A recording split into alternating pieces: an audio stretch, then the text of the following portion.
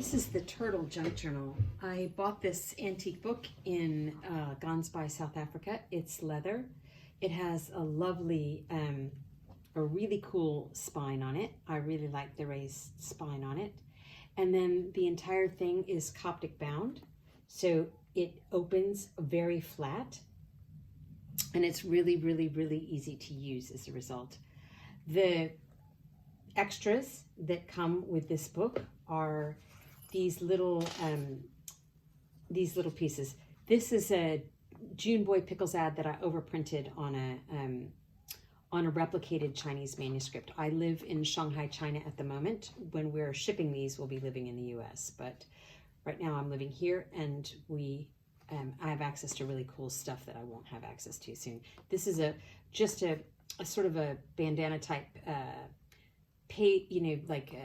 paper, and then I've just overlaid a little old ad of a shoe company here. I really like this. All of this is replicated. And then this is a page from the original book that I overlaid with an antique female acrobat image. It's super, super high resolution, so it's a really fine image. It's cool. I'm going to take you through the book page by page so that you get a sense of what it's like on the inside.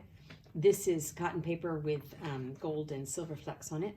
This is a piece of commercial paper from here in Shanghai.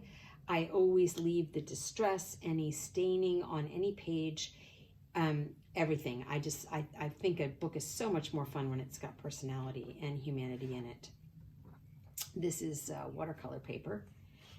This is craft paper, but it's a grocery bag from a Chinese market here. It's actually owned by a French guy, and he's married to a Chinese woman, and we buy all our groceries there. This is Chinese red paper, handmade cotton paper, watercolor paper.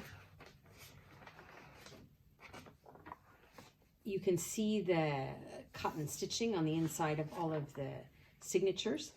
The stitching is always visible in a Coptic manuscript.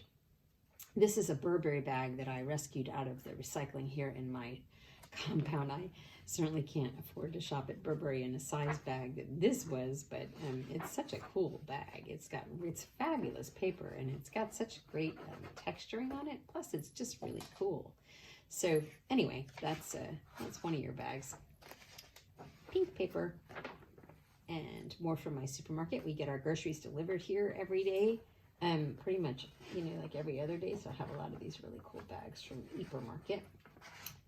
Construction paper that I had to rebuild to fit in this journal because this journal is so massive. This one, I don't know where I got this from. You can see that when the paper is distressed in some way, I just leave it because I really do prefer it. Living in China the way that I do, and being aware of factories the way that I am, I just prefer the humanity of something that is particularly something as personal as a journal. It seems to me you want something with some real depth to it.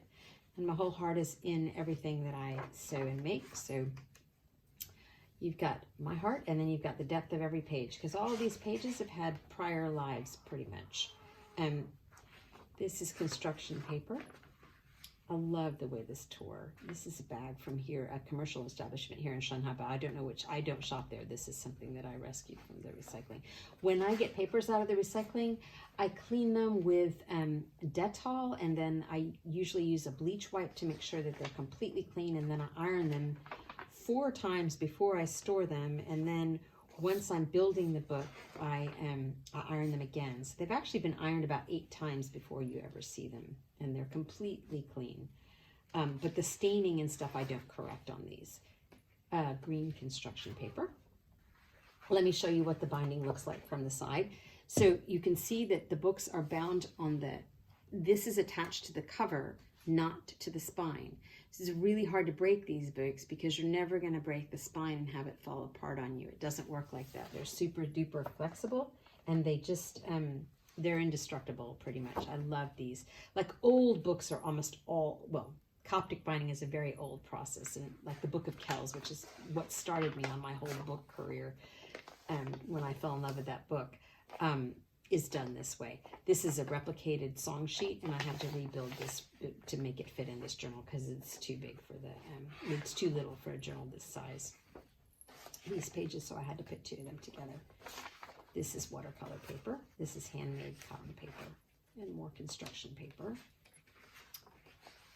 And a huge Ralph Lauren bag that I rescued out of the recycling here. And I am. This is paper.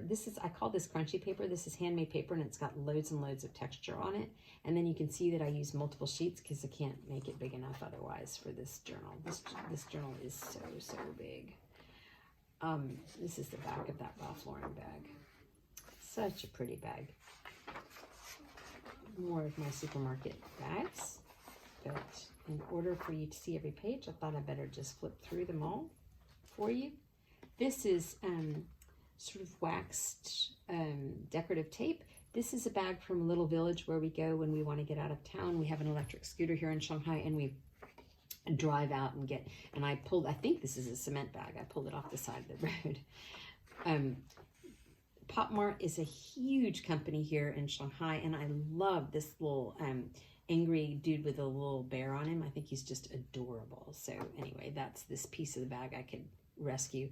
Luckin Coffee is a massive franchise here. Everybody gets their coffee there. I don't actually drink coffee there, but I love these bags, and they're everywhere. From a retail place in Shanghai, but this again, a lot of these bags I rescue, and then I just include them in the journals because they're so pretty, and plus they've had this huge prior life. Like somebody else in Shanghai brought something in it, brought it home to my compound, and now it's yours. So I love it that it has such a depth to it. Every used item has got so much personality because somebody else has touched it and loved it and been with it for us. This is cotton paper and Chinese red, which I love. And I love this bag. It's hilarious. In Shanghai, you're always seeing like English that doesn't really make super duper sense, in the same way that I'm sure if we were speaking Mandarin, they would think we were nuts. But I just think these bags are adorable. I saw this on the way home. We were super late one night coming home. It was like 2 or 3 o'clock in the morning. We were driving home on the scooter, and I saw this in the recycling along the side of the road. I'm like, I have to have it. It's pink. And then when I saw the words on it, I was like, oh my gosh, this is just fab. So I have no idea what this store is because I don't shop there, but crunchy paper and craft paper, watercolor paper. This is fabulous. I love the distress on these bags. It's so much fun to have it be distressed. This is a Chinese Kentucky Fried Chicken bag. I love this bag. It's one of my very favorite bags ever.